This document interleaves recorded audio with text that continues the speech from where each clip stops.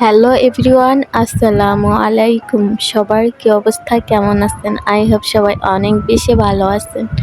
আলহামদুলিল্লাহ, আল্লাহর অশেষ রহমতে আমরাও কিন্তু অনেক ভালো আছি। এই তো নতুন আরেকটা দিনে নতুন আরেকটা ভিডিও নিয়ে চলে আসলাম। আজকের ভিডিওটাও কিন্তু আমি রান্না দিয়েই শুরু করলাম। তো কি কি রান্না করি, কি কি কাজ করি, ওগুলোই আজকে এই ভিডিওর মাধ্যমে আপনাদের মাঝে শেয়ার করব। তো যাই হোক, আমি আশা করি যে আমার প্রিয় আপুরা ধৈর্য সহকারে ভিডিওটা পুরো দেখবে। হয়তোবা ভিডিওটা যদি আপনারা পুরোপুরি দেখেন, হয়তোবা ভিডিওর কোনো জায়গা আপনাদের কাছে অনেকটা ভালো লেগে যেতে পারে। তো আশা করি আমার সব আপুরাই ভিডিওগুলো দেখবে, মানে ভিডিওটা দেখবে। তো যাই হোক, ভিডিওতে চলে আসি আমি। আজকে হচ্ছে আমি ইলিশ মাছ রান্না করব। তো ওই কারণে হচ্ছে বেগুন আলু দিয়ে হচ্ছে ভালো করে মশলার সাথে কষিয়ে নিতেছিলাম। আমি এর আগে না, মানে 2 দিন আগেও আমি ইলিশ মাছ রান্না করছিলাম বেগুন দিয়ে। তো ওদিন হচ্ছে আর কি চাইছিলাম যে ধনিয়া পাতা অ্যাড করতে, কিন্তু করিনি। ধনিয়া পাতা অ্যাড করলে যদি আর কি ইলিশের স্বাদ কমে যায়, ওই কারণে হচ্ছে ধনিয়া পাতা অ্যাড করিনি। তো ভাবলাম যে আজকে লাস্টে হচ্ছে ধনিয়া পাতা অ্যাড করে দেখবো যে কীরকম লাগে। তো যাই হোক, মশলা দিয়ে ভালো করে হচ্ছে আর কি কষিয়ে নিতেছিলাম বেগুন আলু। আর ভালো করে যখন কষানো হয়ে যাবে তখন আমি পানি দিয়ে ইলিশ মাছটা আর কি দিয়ে আর কি রান্না শেষে একটু ধনিয়া পাতা অ্যাড করে দেবো। তো যাই হোক, আজকে হচ্ছে আমি একটা আর কি আপুর কমেন্ট পড়ব। আপুটার নাম সম্ভবত ফাতেমাস কিচেন ব্লগ, এটাই হবে সম্ভবত। আপু হচ্ছে একটা কমেন্ট করছে যে আপু, তোমার কলের আর কি পাশটা মানে অনেকটা লালচে টাইপের হয়ে গেছে, প্লাস হচ্ছে চুলার পাশটা লালচে হয়ে রয়েছে। তো তোমার ভিডিও থেকে আমরা কি শিখব? যদি পরিষ্কার, মানে উনি এটাই বুঝাইতে চাইছেন যে এখানে আর কি অনেকটা ময়লা হয়ে রয়েছে, বা অনেক দিন হয়েছে আমি ওখানে মাজা ঘষা করি না, ওই কারণে হচ্ছে লালচে টাইপের হয়ে গেছে কলের পাশ, মানে বেসিংটা। আমার অনেক পুরোনো আপুরা যারা হয়তোবা আমার অনেক আগে থেকে ভিডিও দেখেন, তারা হয়তোবা জানেন যে আমি কিন্তু সবসময় চেষ্টা করি আমার কিচেনে রুমটাকে সবসময় যেমনই হোক সেটা সামান্য, অন্যজনের কাছে কিন্তু আমার কাছে এটাই অনেক কিছু। কারণ আমার জায়গায় আসার জন্য অনেকে হয়তোবা তাদের সেটা স্বপ্ন। তো আমি মনে করি আলহামদুলিল্লাহ আমি যে অবস্থানে আছি ভালোই আছি। আর আমার কিচেনের রুম আমার কাছে অনেক কিছু, এটা হয়তোবা অনেকের কাছে তুচ্ছ কোনো কিছুই না, কিন্তু আমার কাছে অনেক কিছু। তো যাই হোক, এই কলের পাটটার কথাই আর কি আপু বলছে যে এটা লালচে হয়ে রয়েছে, আমি কেন পরিষ্কার করি না, ওরকম কিছু যে বুঝাইছে যে তোমার ভিডিও দেখে তাহলে মানুষ কি শিখবে, মানে নোংরা টাইপের অবস্থা হয়ে রয়েছে, ওরকম আর কি কিছু একটা বুঝাইতে চাইছে আপু আর কি। তো যতটুকু বুঝলাম, আপুর নামটা কিন্তু আমি প্রথমেই বলে দিছি, ফাতেমা কিচেন ব্লগস, সম্ভবত এরকম কিছু একটা হবে। আমি মেনলি শুধু একবারই একটু এক পলকে আর কি কমেন্টটা পড়ছি, তো আমার অত বেশি মনে ছিল না যে কীভাবে আর কি কমেন্টটা করছে। তো ওরকমভাবে আর কি আমি যতটুকু বুঝলাম যে এখানে লালচে টাইপের হয়ে গেছে, এটাই আর কি বুঝাইতেছিল আপু। তো ক্যামেরাতে এমনি তো একটু বেশি লাল দেখাইতেছিল। আর সবচেয়ে বড় কথা, ওই আপুর উদ্দেশ্যে বলতেছি, যদি আপু ওই ভিডিওটা দেখে থাকেন, তো ওই আপুর উদ্দেশ্যে বলতেছে, আপু এটা হচ্ছে বেসিংটা আমি সপ্তাহে না পারলেও দেখা যায় সপ্তাহে, কমপক্ষে আমি সপ্তাহে পর আগামাথায় আর কি পরিষ্কার করি। তাছাড়া হচ্ছে যখন রান্না করি তখন কিন্তু পরিষ্কার করি নেই। এটা হচ্ছে আর কি সিমেন্টের। তো সিমেন্ট যেহেতু সিমেন্টের গায়ে মানে সবসময় পানি থাকে, তাহলে দেখবেন পানি পড়ে, তাহলে কিন্তু ওই জায়গাটা লাল হয়ে যায়। আপনি হাজারও ডলেন বা যাই করেন, হয়তো বা কিছুটা পরিষ্কার হবে বা শ্যাওলা জাতীয় যে জিনিসটা আছে ওইটা আর কি উঠে যাবে, কিন্তু একেবারে সাদা ধবধবে থাকবে এমনটা না। আমি কিন্তু আপু ফ্ল্যাট বাসায় থাকি না, আমি হচ্ছে টিন সেট বিল্ডিংয়ে থাকি। তো আমার বেসিংটা আর কি এরকমই, আজ আছি কাল নেই এখানে আপু। আমার আগে এখানে যারা থাকতো তারা অনেকটা আর কি অপরিষ্কার টাইপই থাকতো। তো এটা আর কি অনেকটা নোংরা টাইপেরই আর কি ছিল, তা আমি পরিষ্কার করতে করতে এটুটুকু আর কি বানাইছি। মানে সব সময় চেষ্টা করি নিচের যাই আছে ওগুলো পরিষ্কার পরিচ্ছন্ন রাখতে। আলহামদুলিল্লাহ আমার পরিষ্কার পরিচ্ছন্ন থাকতেই ভালো লাগে বেশি। দেখবেন যে রুমের জিনিসপত্র সব কিছু পরিষ্কার থাকবে, আপনার শরীরটাও হালকা লাগবে, প্লাস হচ্ছে রুমটার মধ্যে থাকতে কিন্তু শান্তি লাগবে।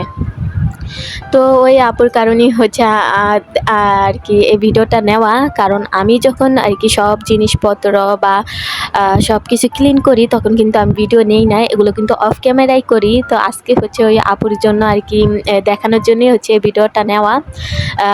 দেখেন আমি কিন্তু এটা ঘষিয়ে অনেকক্ষণ পরিষ্কার করছি, কিন্তু এই লালচেটা আর কি উঠবে না। মানে এটা হচ্ছে যেহেতু এখানে সব সময় পানি পড়ে ওই কারণে এটা আর কি লাল হয়ে থাকে, কিন্তু উপরে যে একটা শ্যাওলা বা পিছলা টাপ ওরকম নেই।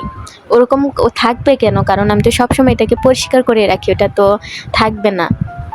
আর আমার পুরানো তো আপুরা বা বন্ধুরা আছে তারা হয়তো বা জানে যে এটা আমি কিন্তু বেসিন পরিষ্কার করি, কিন্তু ইদারিং এইসব ভিডিওগুলো নিতে আমার কাছে ভালো লাগে না, ভিডিও দিতেই ভালো লাগে না মোট কথা। তারপরে হচ্ছে একদিন ভিডিও না দিলেও দেখি ভালো লাগে না, তো ভাবলাম যে যাই হোক যত কষ্টই হোক রান্নার ভিডিওগুলি দিব। তো ওই কারণে দেখা যায় যে এগুলো বা রুমের আরও জিনিসপত্র এগুলো কিন্তু আমি পরিষ্কার করি, ঠিক আছে, কিন্তু দেখা যায় যে এখন আর ভিডিও নেওয়া হয় না। তো এই কারণেই হয়তো বা আপু মনে করতে পারে যে এটা হয়তো বা পরিষ্কার করে না বা অনেকটা লালচে টাইপের। তো এই কারণেই হচ্ছে আর কি ভিডিওটা দেওয়া যে আমি কিন্তু পরিষ্কার করি আর পরিষ্কার পরিচ্ছন্ন থাকতেই পছন্দ করি বেশি। আর আমার চুলাটাও কিন্তু হ্যাঁ, চুলাটা আবার পরিষ্কার করলে একেবারে সাদা ধপধপে হয়ে যায়, কিন্তু বেসিনটা পরিষ্কার করলে ওরকম হয় না। তো কিছু করার নেই। কিন্তু চুলাটাও দেখা যায় যে প্রতিদিন পরিষ্কার করা সম্ভব হয় না, কিন্তু বেসিনটা পরিষ্কার করা প্রতিদিনই সম্ভব হয়। কারণ রান্নাবান্না শেষে দেখা যায় উপর দিয়ে কোনো রকম আর কি একটু মুছে যায়, তখন দেখা যায় যে তেল কাজটা যে জিনিসটা ওটা পড়ে না। তো আমি কিন্তু আর কি একেবারে ঘষে পরিষ্কার করি নাই দেখে চুলাটাও একটু আর কি লাল টাইপের হয়েছিল। তো আমি কিন্তু রান্না শেষে চুলা পরিষ্কার করি। তা আমি যখন ভিডিও দিছি তখন কিন্তু আর কি একটু লাল টাইপেরই ছিল। তো ওই কারণে দেখা যায় যে আপু এই কথা বলছে, তো আমি বারবারই ঘষে দেখতেছিলাম যে ওঠে না, আর এগুলো উঠবে না। এটা হচ্ছে সিমেন্টের একটা গায়ে যে কালার হয়ে যায়, ওই কালারটা হয়ে গেছে, এটা হাজারো চেষ্টা করলে উঠবে না।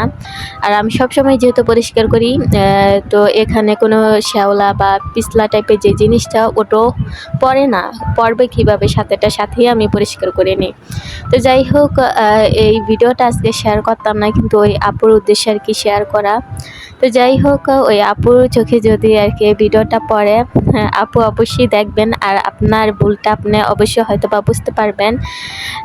উনি শেষে এই কথাটাও বলছে যে আপু তুমি তো মানে ছোট বোন হিসাবে বললাম, কিছু মনে করো না। না আপু আমি কিছুই মনে করি নাই, তুমি তো আমাকে ভালোর জন্যই বলছো, কিন্তু হয়তোবা তুমি ভুল বুঝছো, হয়তোবা না জেনে বলছো। তুমি যদি জানতা যে এটা আমি সবসময় পরিষ্কার করি, এটার সিমেন্টের সাথেই আর কি লাল কালারটা, তাহলে হয়তোবা তুমি এই কথাটা বলতে না। তো যাই হোক আমি কোনো কিছু মনে করিনি, কিন্তু তোমার কমেন্টের রিপ্লাইটা দিয়ে দিলাম। তো যাই হোক আমার এই যে এখানে হচ্ছে যেহেতু বাসা ভাড়ায় থাকি, চাইলেও সব কিছু করা সম্ভব হয় না, চাইলেও সব কিছু করতে পারি না। এটা যেহেতু নিজেদের বাসা না, তো এখানে দেখতেছি যে চলতায় আর কি সিমেন্টের যে বালুগুলো আছে ওগুলো উঠে যাইতেছে। তো কি করলাম, ওগুলো চলতায় উঠিয়ে আমি এখানে হচ্ছে সিমেন্ট দিয়ে আর কি ল্যাপ দিয়ে দেব, যাতে এই সমস্যাটা না হয়।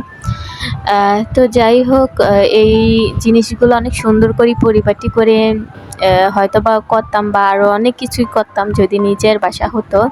যেহেতু পরের বাসা, পরের ঘর, অত কিছু করেও লাভ নেই, আজ আছি কাল নেই। যারা হয়তোবা আমরা ভাড়া বাসায় থাকি তারাই এই কষ্টটা বুঝি।